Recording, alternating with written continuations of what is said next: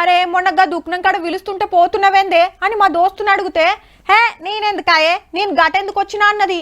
అచ్చమ్మ దోస్తు లెక్కనే ఉన్నది మరి ఆమె సుత. అట్లనే గా నడుమ ఒకళ్ళు నన్ను పట్టుకొని నువ్వు స్వప్నవు కదా అనబట్టిరి. మీది పలానా ఊరు పలానా మామయ్య వల్ల బిడ్డవు కదా మాకు చుట్టాలైతారు అనబట్టే. ఏ కాదమ్మా మీరు ఎవరిని చూసి ఎవరనుకుంటురో అని చెప్పిన. మీకు సుత ఇట్లా అయ్యే ఉంటది కానీ ఇక గీ ముచ్చట చూడురి.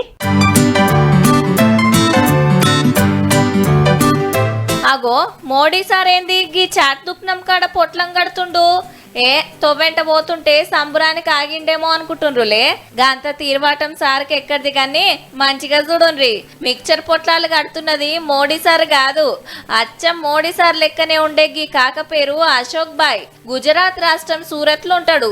మనిషి ఉండు నడుచుడు చేష్టలన్నీ సుత మోడీ సార్ లెక్కనే ఉండే వరకు అందరూ మోడీ కాక అని పిలుస్తారట.